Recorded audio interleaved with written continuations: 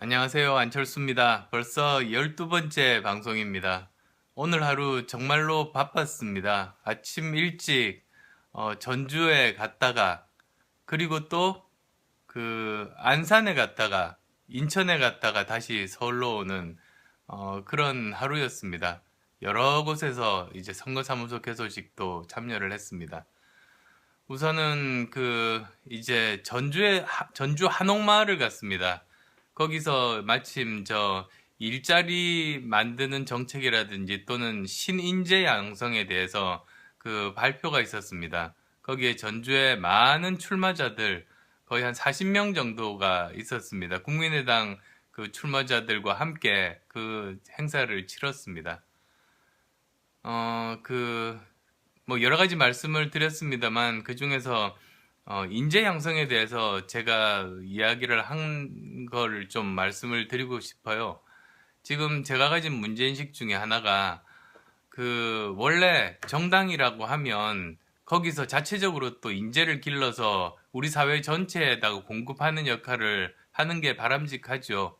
그런데 오히려 우리나라는 반대 일이 벌어집니다. 뭐냐면 스스로 인재를 키우는 것이 아니라 오히려 사회에서 키워진 인재를 데리고 와서 쓰고 소모하는 일종의 인재 블랙홀 역할을 하는 거죠. 정치권에서. 참 바람직하지 않다고 생각합니다. 그런데 또 좋은 인재들이 정치권으로 또 진입하는 진입 장벽도 너무나 높아요. 좋은 사람들이 줄 잘 안 서면 제대로 정치권에 진입하거나 인정받을 수도 없어요. 그런 문제점들 생각하면서 제가 이제 방안을 마련한 것 중에 하나가 청년위원회 개혁입니다. 무슨 뜻이냐면 정당에 여러 가지 위원회가 있습니다. 여성위원회, 그 다음에 또 노인위원회, 또 청년위원회가 있는데요. 원래는 거기를 통해서 젊은 인재들을 공급을 받아야 됩니다. 그리고 또 정당에서 그분들을 이제 키우는 역할을 해야 되는데 우리나라에선 그런 일들이 벌어지지를 않습니다. 그 이유는 중앙당 소속이 아니고 이제 지역위원회라고 있습니다. 그러니까 우리나라 전체를 253개 지역으로 나누고 거기에서 현역 국회의원 내지는 지역위원장들이 거기를 맡는데요. 청년위원회가 거기 소속입니다. 그런데 그러다 보니까 이제 국회의원 입장에서는 자기 경쟁 상대가 될 만한 좋은 인재를 뽑을 생각이 안 나는 거죠. 오히려 자기 선거할 때 일종의 동원의 수단으로 청년들을 그냥 쓰는 정도에 지나지 않습니다. 그래서 이걸 어떻게 개혁할까 생각하다가 아예 청년위원회를 중앙당에서 직접 관리하는 게 훨씬 더 낫겠다는 생각이 들었습니다. 중앙당에서 전국을 대상으로 해서 골고루 인재들을 뽑고 그 사람들을 열심히 이제 교육을 시키고 그리고 여러 가지 뭐 기초의원, 광역의원 많지 않습니까? 그런 기회들을 적극적으로 제공해 주면서 그 사람이 크는 거죠. 그러면 현역 국회의원들과 경쟁 상대가 되는 겁니다. 그런 식으로 하면 인재 양성을 할 수 있는 곳이 되지 않을까 하는 게 이제 제 생각이었습니다. 그리고 이제 전주를 이제 다시 떠나서 안산으로 왔습니다. 안산에 김영환 의원님, 다선 의원이시죠. 굉장히 훌륭하신 분입니다. 그분 사무소 개소식 전에 안산에서 여러 가지 열악한 환경에도 불구하고 열심히 창업하는 젊은이들을 만났습니다. 젊은이들한테 제가 뭐 시간이 많지는 않아서요. 짧게 조언을 해줬습니다. 여러 가지 창업을 할 때 힘든 점들이 많지만 세 가지 지키는 게 제일 중요하다고 했습니다. 즉, 창업의 성공 확률을 높일 수 있는 세 가지 팁을 줬습니다. 그게 뭐냐면 첫 번째로 좋은 사람으로 팀을 구성하라는 거. 그 다음에 또 두 번째로 내가 하고 싶은 일이 아니라 다른 사람들에게 필요한 일을 하라는 거. 그 다음 또 세 번째로는 모든 일을 단계별로 점진적으로 실행하라는 겁니다. 뭐 왜 이렇게 시시해라고 생각하실 수도 있는데요. 그게 사실은 그렇지는 않습니다. 하나씩 설명을 드릴게요. 먼저 첫 번째로 좋은 사람으로 이제 팀을 구성하라는 건데요. 저는 1인 창업은 반대입니다. 두 사람 이상이 창업을 해야 됩니다. 그래야 성공 확률을 더 높일 수 있습니다. 그럼 어떤 분들은 아니 그러면 애플 같은 회사 스티브 잡스 혼자 창업한 거 아니냐고. 아닙니다. 애플만 하더라도 스티브 잡스라는 기술을 잘 모르는 마케팅 전문가와 그 다음에 스티브 우즈니악이라는 세계 최고의 기술자가 공동 창업한 겁니다. 그래서 이제 애플사가 이렇게 발전하는 근간이 되게 된 거죠. 그래서 일단은 그 2명에서 4명 정도까지가 제일 바람직한 규모입니다. 공동 창업자가 이제 그 사업을 시작하는 게 바람직하다. 그 다음에 그 전공 분야는 다를수록 좋은 거죠. 그래서 예를 들면 그 3사람의 공동 창업자라고 하면 한 사람은 기술, 그리고 또 한 사람은 관리, 그리고 또 한 사람은 마케팅이나 영업. 이런 식으로 그 분담하면 서로 그 많이 그 단점들을 줄일 수가 있습니다. 또 성격도 다르면 좋습니다. 그러니까 똑같이 행동파들만 모이거나 똑같이 신중파들만 모이는 것보다 섞여 있으면 좋습니다. 자동차가 최고 속력을 낼 수 있는 이유가 뭔지 아세요? 브레이크가 있기 때문이에요. 마찬가지로 그 신중파와 행동파가 섞여 있으면 이제 행동파는 마음 놓고 막 앞으로 지릅니다. 사고 칩니다.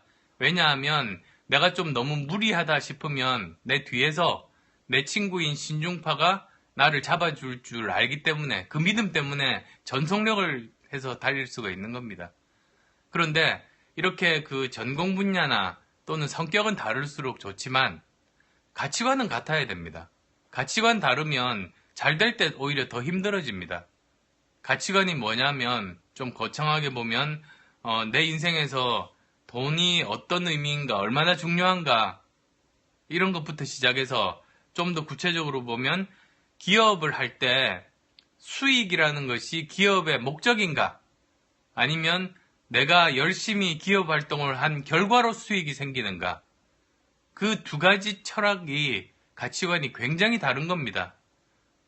거기에 대해서 서로 깊이 이야기를 나눠봐야죠. 그리고 그것뿐만 아니라 예를 들면 그 직원과 고객 중에 누가 더 중요한가, 그리고 또 이 사회의 책임은 무엇인가, 이런 것들부터 해서 그 자기들이 가지고 있는 생각들을 공동 창업자끼리 솔직하게 서로 이야기를 나누고 가능한 그게 비슷한 사람들끼리 사업을 해야 그게 큰 경쟁력이 될 수 있다는 겁니다.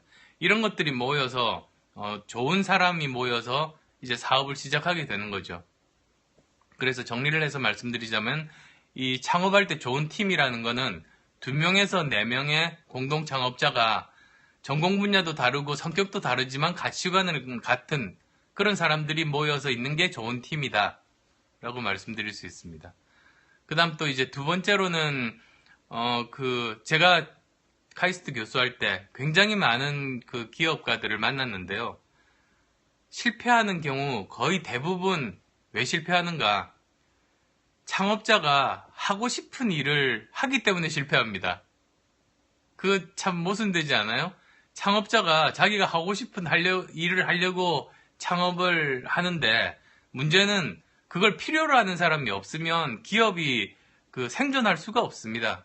그래서 정말 수익을 창출하는 기업을 하려고 하면 내가 하려고 하는 일이 내가 하고 싶은 일 또는 내가 할 수 있는 일이 아니라 다른 사람들이 필요로 하는 일을, 그런 사업 아이템을 찾아서 해야 된다. 그 말씀을 드리고 싶고요. 그 다음 또 이제 3번째로는 보통 벤처 기업가들이 워낙에 위험 감수를 잘하는 사람이기 때문에 어떤 걸 만드는데 10억 정도 투자가 필요하고 10명 정도 직원이 필요하다고 할 때 한꺼번에 그냥 올인합니다. 근데 그러면 굉장히 위험합니다. 기업이라는 게 그냥 창업자 혼자가 아니고 여러 사람들이 그 생계를 영위하는 자기의 터전 아니겠습니까? 그러니까 가령 그런 정도의 규모의 사업이 필요하다면 최소한 10단계는 나눠야 됩니다.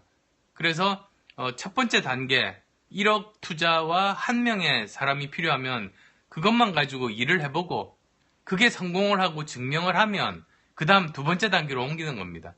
또 이제 2번째 단계가 성공하면 다음 3번째. 그런데 만약에 실패하잖아요? 그러면 아직 저기 남은 돈이나 여력이 있기 때문에 또 다른 방법을 찾아서 제대로 시도할 수 있는 겁니다. 그렇게 점진적으로 실행하는 게 중요하다. 그 말씀 드렸습니다. 그게 간단한 것 같지만 실제로 사업할 때 그 세 가지 잘 안 지키면서 그 사업이 망하는 경우가 많습니다. 안타까워서 제가 그 카이스트 교수할 때는 그런 조언들을 많이 했었던 기억이 납니다. 또 이제 여러분들이 메시지들을 많이 주시는데요. 카메라 위로 하셨어. 저 사업 망해서 주변에 욕먹은 적 있어요. 연대 절대 하지 마세요. 전 올인인데, 아유, 그러시면 안 되죠. 청년, 여성, 노인 꼭 길러주세요. 항상 응원합니다. 바른 사람, 좋은 사람 안철수 고맙습니다. 또 이제 페이스북 볼까요?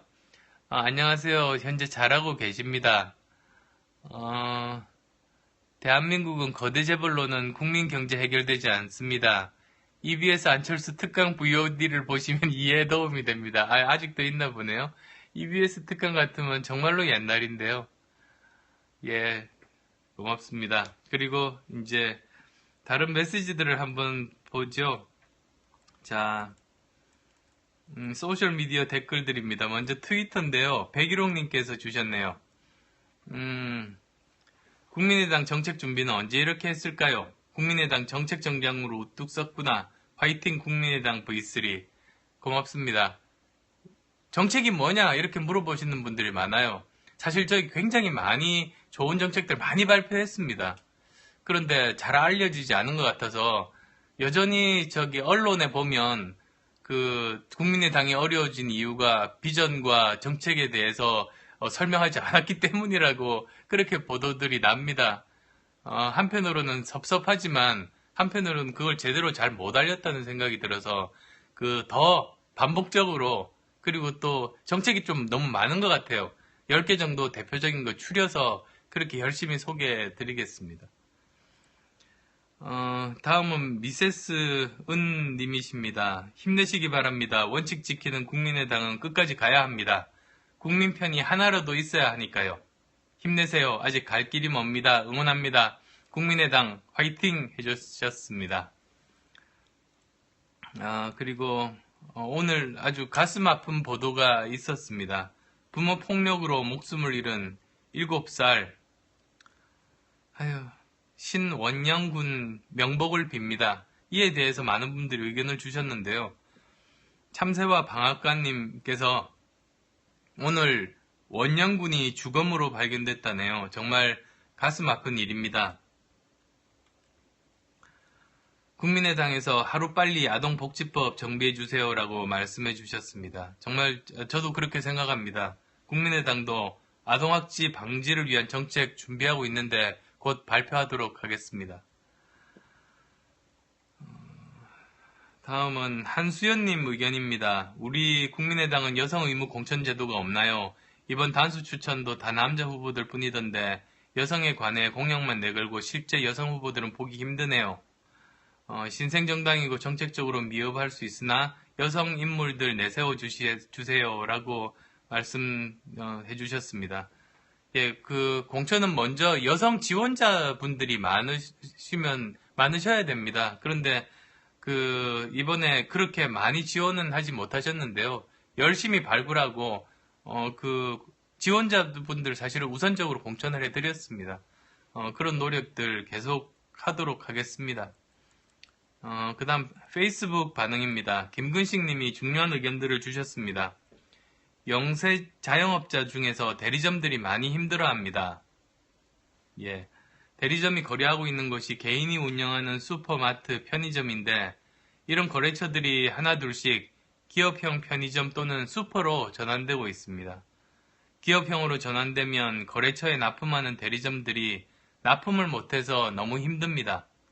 기업형 유통체인들은 자체 물류센터에서 공급을 받기 때문입니다.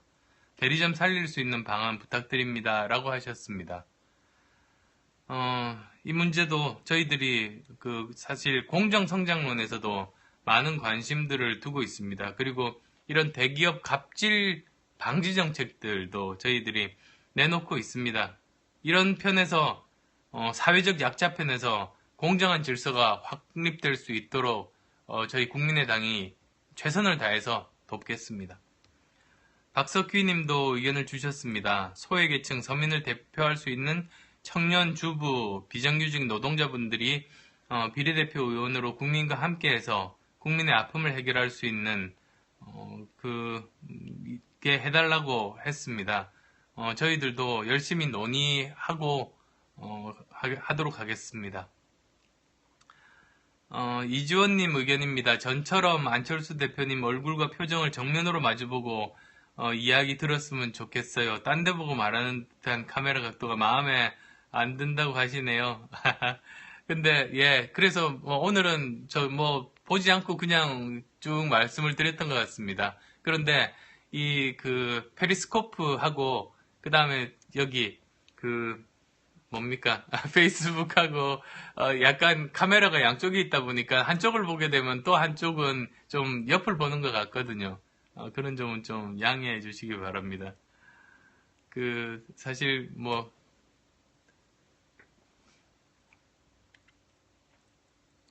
마지막으로 전기수님 이런 의견 주셨습니다. 오래전에 읽은 닥터 노먼 베순을 보면 안 대표님 생각이 나요. 돈만 벌고 있어서 안 되겠다 그 잘되던 병원 접고 병든 사회 치료해야겠다며 전 세계 병들고 아픈 곳 찾아서 일생을 살다가 죽어간 안 대표님 병든 정치 반드시 치료해 주세요 하셨습니다. 예, 고맙습니다. 과분한 비유입니다. 이제 저는 소명이라고 생각하고 이 낡은 정치 바꾸는데 헌신하고자 정치를 시작했습니다. 꼭 그렇게 하도록 하겠습니다. 예, 이제 토요일 밤이 깊어가고 있습니다. 이세돌 구단이 또 졌습니다. 왜 이렇게 매일매일 충격이지? 내일이라도 좀 한 번이라도 이길 수 없을까? 그런 생각들을 하게 됩니다. 이제 알파고 보면서 정말 인류 문명의 전환기에 있고 이렇게 세상은 빨리 바뀌는데 우리는 과연 여기에 대비하고 있는가? 특히 정치가 오히려 우리나라를 발목을 잡고 그냥 과거로 끌고 가버리는 것은 아닌가는 생각이 듭니다. 그러지 않도록 좀 제 온몸 던져서 열심히 노력하겠습니다. 예, 좋은 밤 되십시오. 고맙습니다.